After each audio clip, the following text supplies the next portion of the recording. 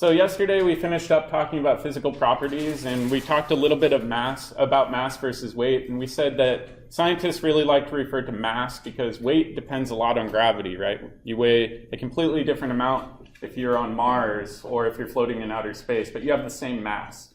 So typically when we're measuring mass, we measure it in grams or kilograms, and we'll talk more about that prefix, the K, for kilograms a little bit later. But I like to have some sort of estimate for how much things weigh. So I tell people cubic sugar is about 4 grams, and so that's a rough metric you can use when you're estimating in your day-to-day life. What we're going to do today is switch gears and talk about volume, density, and then chemical versus physical properties. So let's talk about volume a bit more. That's another really important physical property. You saw that yesterday in lab. How did you measure volume in lab? The volume of the pennies. What do you think? Displacement? Exactly. So you put your pennies into water, right? And you saw how much the water went up. That's a really easy way of measuring volume. So it's the amount of area that you displace.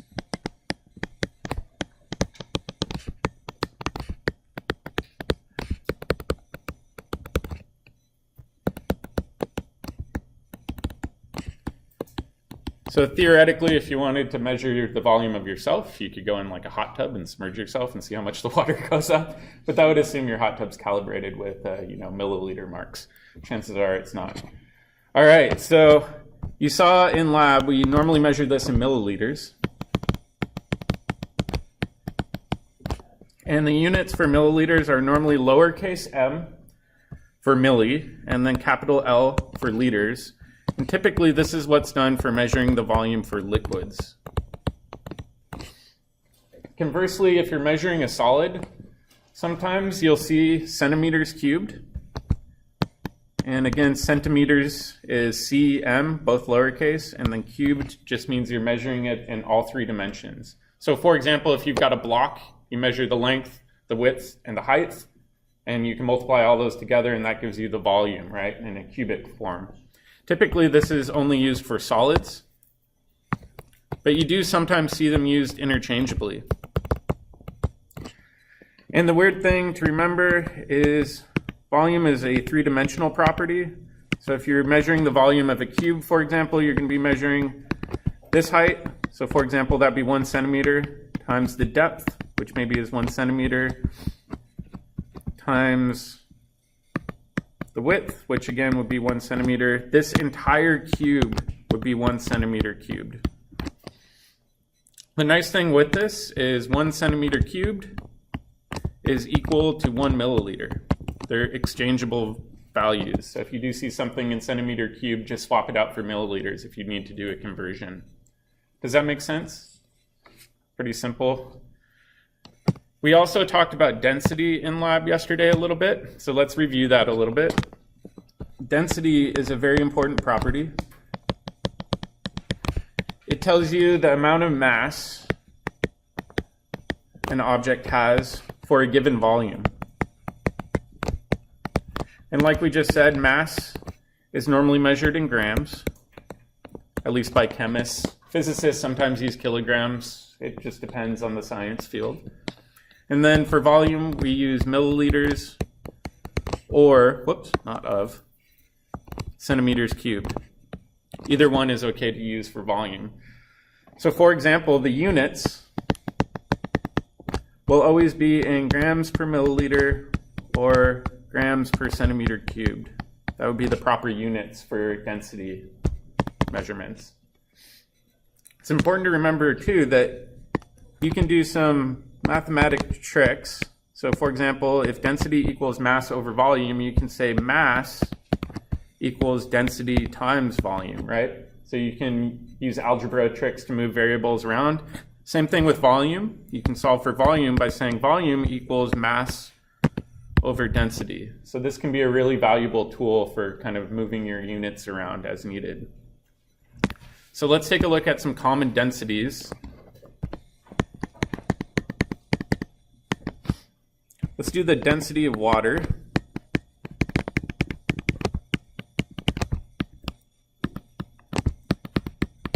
And I'm going to put down here at room temp.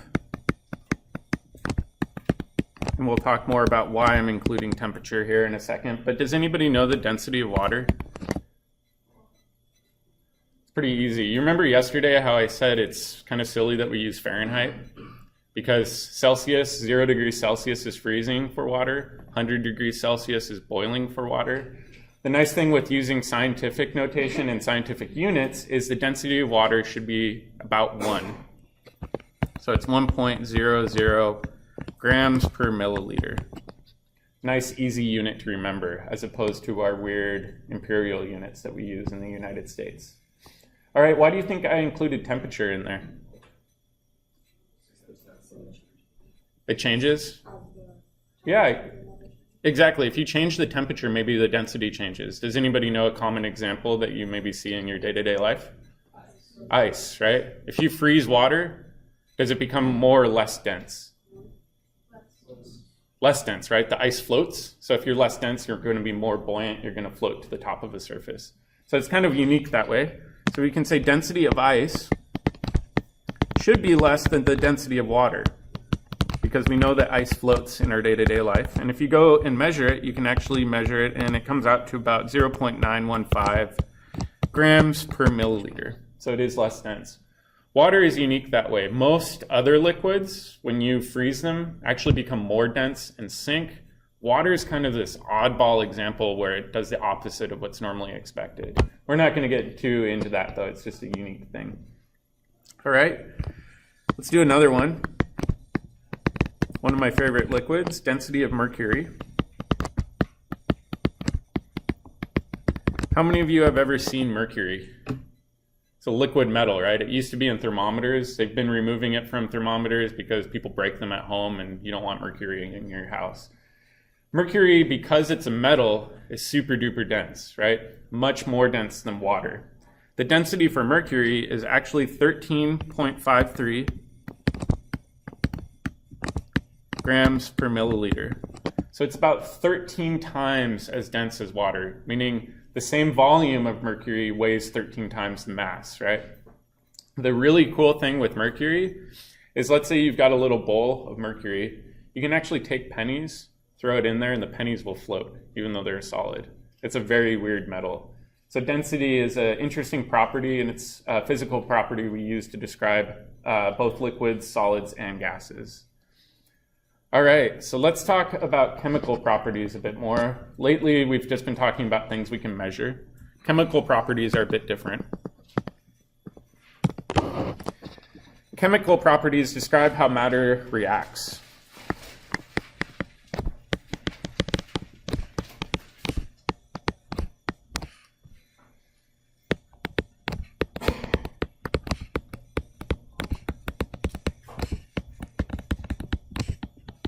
Describes how a matter reacts with other types of matter.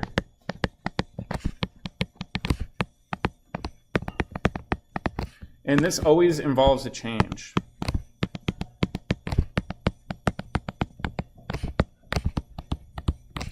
Right? With physical properties, we said if you measure the length of a board, you're not changing the board. It's remaining as is. With a chemical property, you're typically looking at something that involves a change or a potential to change.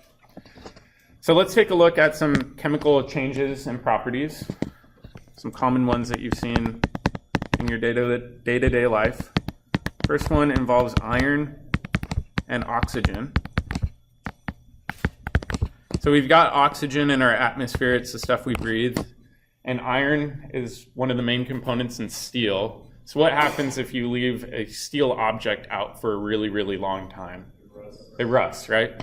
So we're changing that iron into something called iron oxide. It's a combination of iron and oxygen, and that's what rust is. So we'll change from kind of that metallic gray to a red color. So it's a pretty clear chemical change. All right. What about wood plus oxygen plus heat? What will that do? Yeah, it'll catch on fire. What's the end result that you get out when the fire is all done? Ash, right? So you get ash and heat. So that's another common one. You essentially can't go reverse in these reactions very easily, right? So you can't take ash and convert it back to wood very easily. And same thing with rust. You can't go from rust back to iron very easily. All right, same thing with silver. I know it's not common anymore, but it used to be that the most prized possession people had was silver jewelry or silverware. What happens to silver if you leave it out in a room for a long time? Tarnishes, right? So it gets that kind of funky blue-green color. That's silver oxide. So it tarnishes.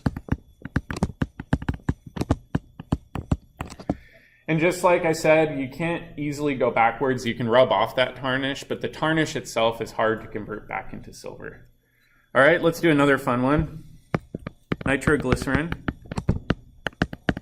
Does anybody know what nitroglycerin is found in? Not quite, close.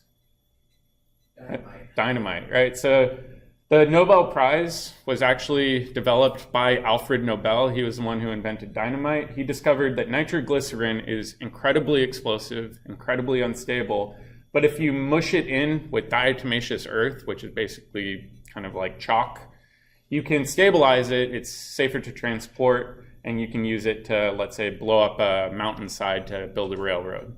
Unfortunately, he had so much guilt from developing it, he ended up setting up the Nobel Prize Foundation to basically say not all science is bad, some science is good, and all of the money he gained from that ended up going into that foundation. So weird chemistry trivia. But nitroglycerin can explode.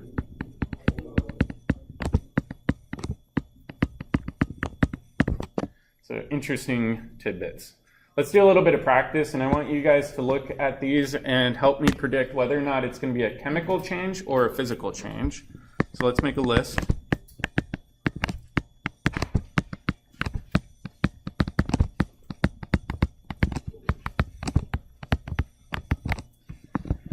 All right, so the first one, we'll do fry an egg. The second one, we'll do freeze water.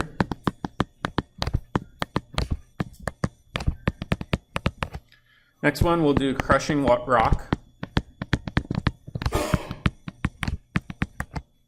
Next one, we'll do digesting food.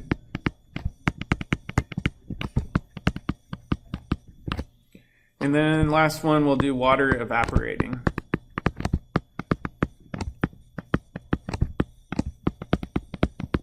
All right, so I'll let you guys think about this for a second, and then what I want you to do is to talk with your neighbor and see if all of your presumptions are the same as theirs. And it's okay to disagree.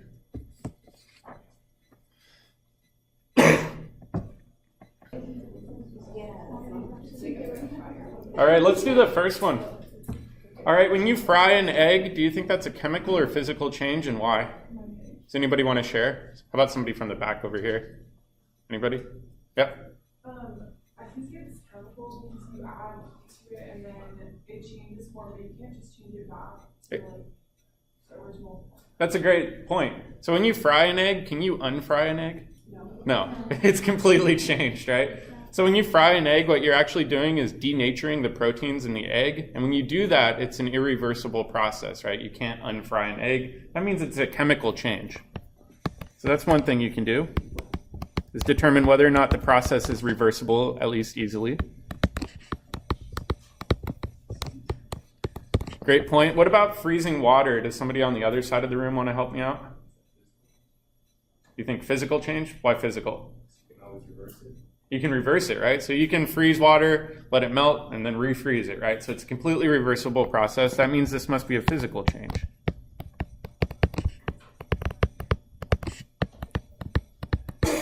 Even when you freeze water, that ice is still water, right? It's just a different type of water. You've cooled it down into a different state of matter. All right, what about crushing rock? This one's a little bit tricky. Let's go back to this side of the room. How about somebody in the front? You think physical, right? Why do you think physical?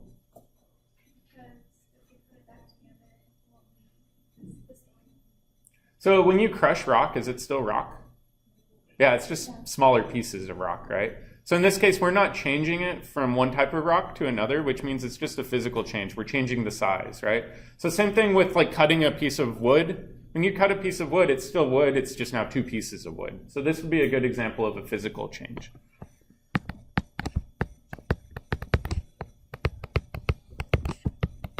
It's hard to put pieces of rock back together again into one big rock, but in a geological timescale, that can and does happen, right? So rocks move around all the time and form big rocks, get crushed up, and then reform big rocks all the time. It just takes a lot of pressure and time.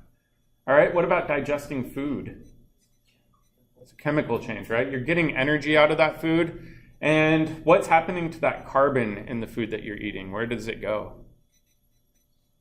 Anybody know from biology, if you've taken biology? You breathe it out. Yeah, you breathe out most of it, right? So when you exhale, you're exhaling carbon dioxide. That's the same carbon that was actually in the food that you were eating. So this is a good example of a chemical change.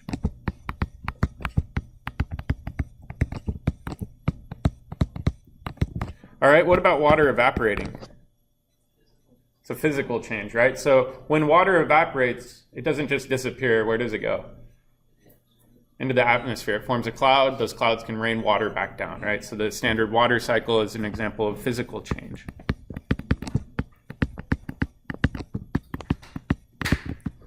Does that make sense? All right. So now we need to classify matter a bit more. We've talked about water already, that water can exist both as a solid and a liquid. And I know this might seem like stepping back into elementary school, but there are 3 different types of matter.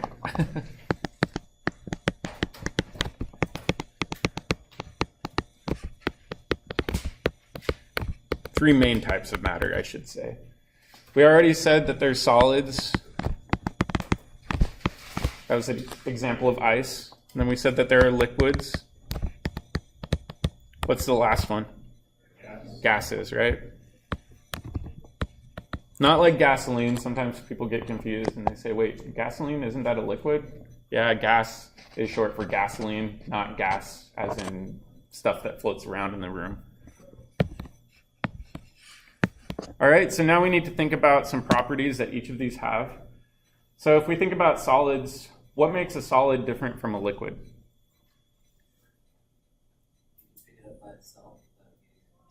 Yeah, that's a good point. So a solid, you can pick up a solid. Can you pick up a liquid very easily? Not very easily, right? You can't pinch and pick up a liquid.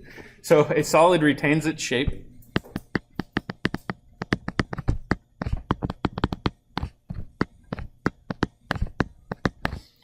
Where a liquid, on the other hand, takes the shape of its container.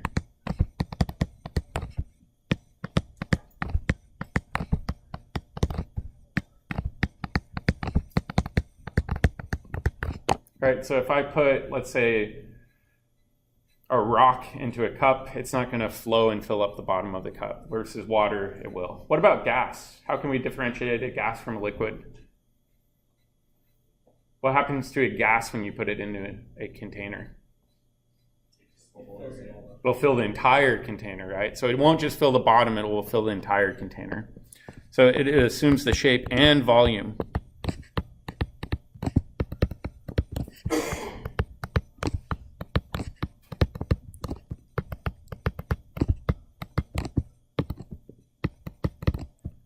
Of a container. All right, there's other unique properties. Let's think about the ability to flow. Which one's going to flow the best? Meaning it's going to be easiest to move around. This is tricky. What do you guys think? Yeah, probably a gas, right? Breeze is a common example of a gas freely moving across our planet, right? So this flows really well.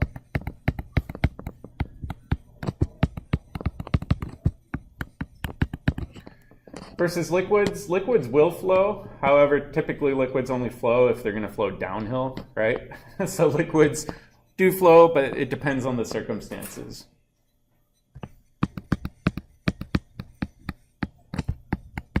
What about solids? They don't flow well with the exception of maybe landslides, right? So landslides are kind of the weird exception to that.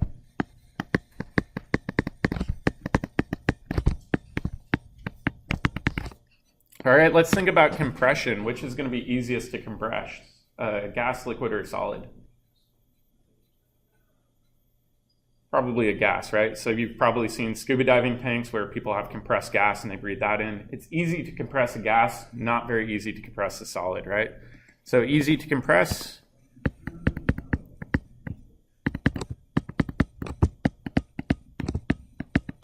versus solids, we said are hard to compress.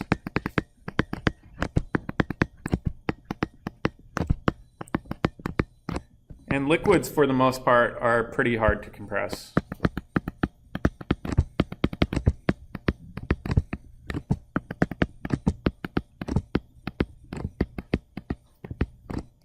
The reality is sometimes there's gray areas between each of these. How many of you watched Mythbusters when that was on? I think it's off the air now.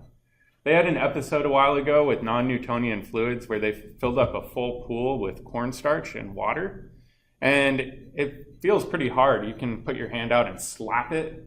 And he could actually run across it. So he could run across this pool of cornstarch and water. But if he stood on it, he would actually sink in like it was a liquid, almost like quicksand if you've seen that in the cartoons. Those are called non-Newtonian liquids, meaning they have properties of both liquids and solids. Those are more rare than not. So as far as we're concerned, we're only going to be dealing with these three main states of matter. It's just kind of a cool example. All right, so let's take a look at classification of the three different types. So we're going to start off with matter. When I refer to matter, does anybody know what that means? Something that has mass and volume, right? So it can't be something that doesn't have any mass or any volume. All right, matter can be two different types. It can be either pure or impure. So I'll put pure over here. And then I'll put mixture over here, meaning more than one thing. All right, and pure substances can, again, fall into two different categories.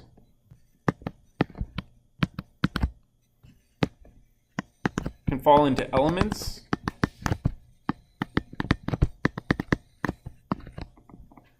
or it can fall into compounds or molecules.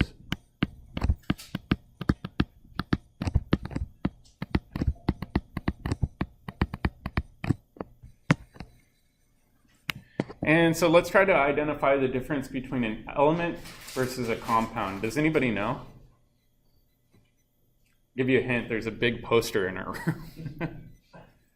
What do you think? Elements exist on their own, whereas compounds would be mixtures of the elements. Exactly. So if we look at the poster in here, we've got a periodic table of elements, right? They're the individual building blocks of all matter. So for example, you could say an element is one atom.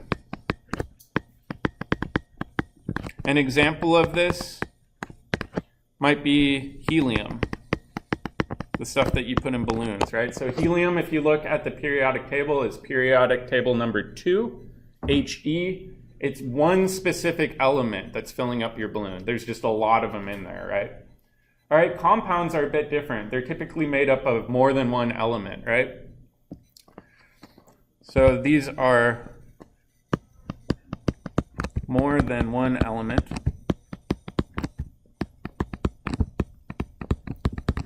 That are typically bonded together.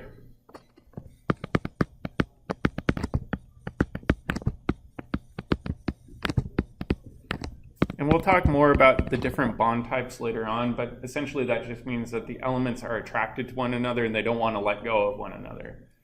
All right, so if we think about water, does anybody know the formula for water? H2O, right? So if we think about water, it's got two hydrogens, so we do H2, and then O, what does that stand for? Oxygen, right? So in this case, we've got three different elements that are bonded together. That means that this is an example of a compound or a molecule. All right, let's move on to mixtures. Mixtures are a little bit different, and again, they fall into two main categories. The first one is called homogeneous.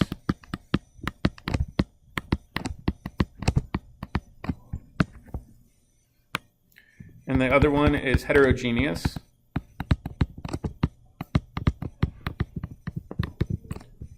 Does anybody know what the prefix homo means?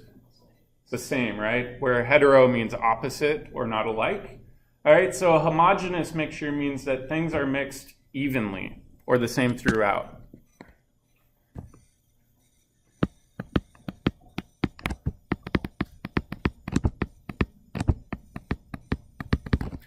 So a good example of a homogeneous mixture would be something like salt water.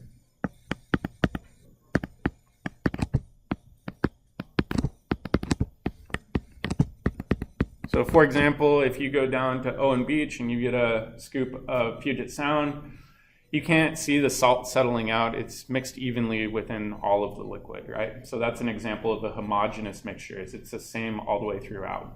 Yep. So it's not a 1-to-1 ratio, it just means that it's even throughout the container, right? Exactly. It just means it's even throughout the entire container that it's in. A heterogeneous mixture is a little bit different. It means that it's uneven throughout or different.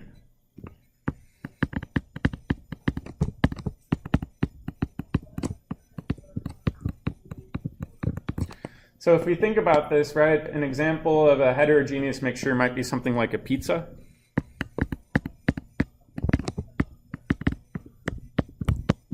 So a pizza, in this case, you've got chunks of pepperoni or cheese, and that's different from the crust. It's different from the bottom side. It's not the same throughout. So typically when we're classifying things, they'll fall into one of these three groups. I will make a note, though, because this does confuse people, the difference between compounds and molecules, because oftentimes they're used interchangeably. A compound is two or more different elements.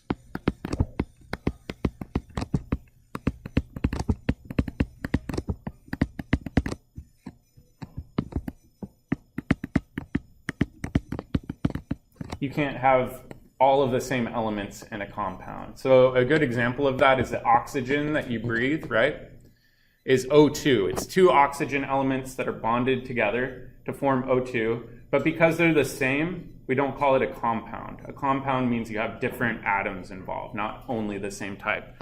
A molecule, on the other hand, is a little bit more generic.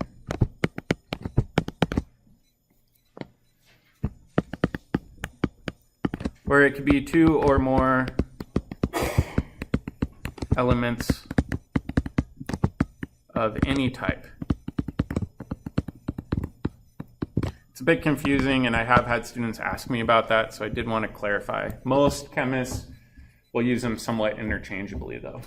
So it doesn't really mean anything if I refer to something as a compound versus a molecule. A molecule is also a compound, or molecules are often a compound. All right, so let's step back a little bit and talk about atoms, or elements.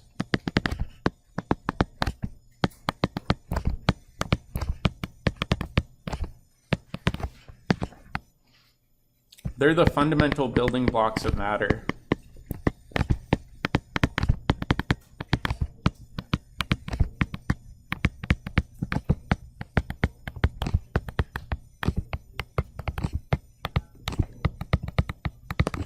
What I like to describe it as is the Lego pieces of life, right? So if you're trying to explain this to a child, they understand Legos, they understand that you can link Legos together to form more elaborate structures. That's exactly what elements are, is you can link them together to form complex things going all the way up to human beings. All right, so let's take a look at some examples of elements.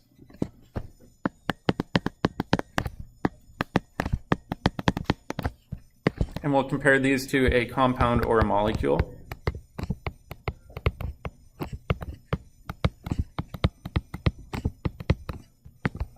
All right, so for example, we already talked about helium.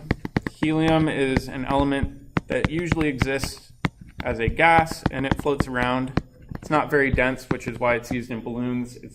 It's less dense than oxygen and nitrogen, so it will float. So it's individual, right? It doesn't like to bond to anything else. We refer to the elements on the far right-hand side of the periodic table as noble gases. They, for the most part, tend to be gases under normal conditions. And they're noble, meaning they don't want to really bond or react with anything else for the most part. That's different than a compound or a molecule, where, for example, we said H2O. You've got one oxygen bonded to two hydrogens.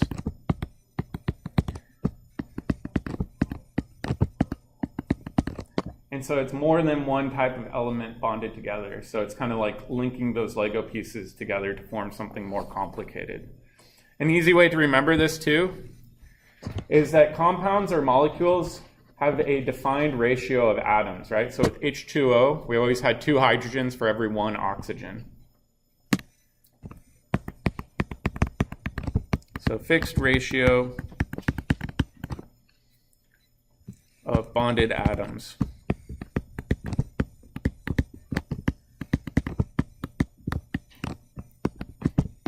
For example, we said it's always 2 hydrogens plus 1 oxygen atom merged together in order to form water. Another thing to remember is with compounds and molecules is it is hard to separate the hydrogen from the oxygen.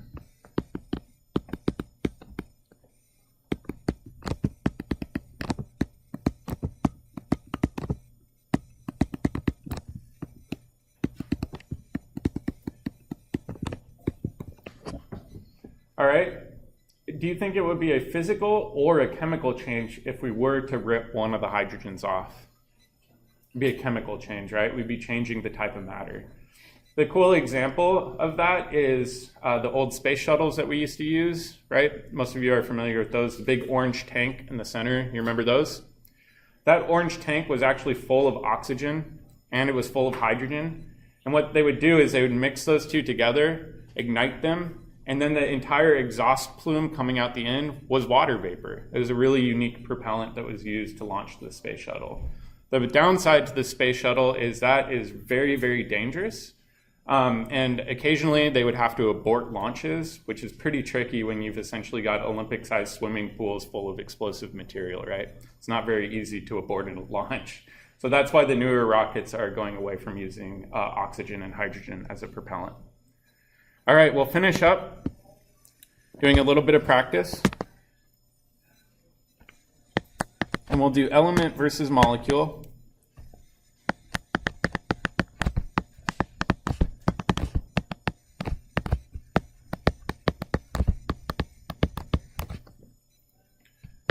All right, and I'll give you a few examples. We'll do hydrochloric acid.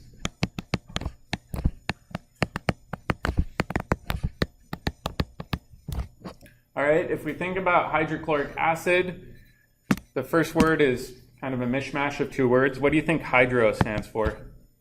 Hydrogen, yeah. So this stands for hydrogen. What about chloric? Chlorine. And acid just means it's an acid, right? So if we think about this, hydrochloric acid can be represented as HCl, 1 hydrogen atom and 1 chlorine atom that are bonded together in a 1-to-1 ratio. Is this an element or a molecule? It must be a molecule, right? Because it's more than one type of element.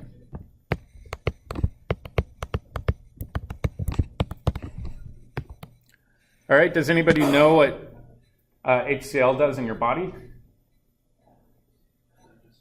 Digest food. If you've ever thrown up, you've probably tasted HCl. It's kind of gross. It has that weird, nasty flavor to it. So it helps digest food by breaking down bonds in your stomach. All right, let's try another one. Let's try gold. Does anybody know the elemental symbol for gold?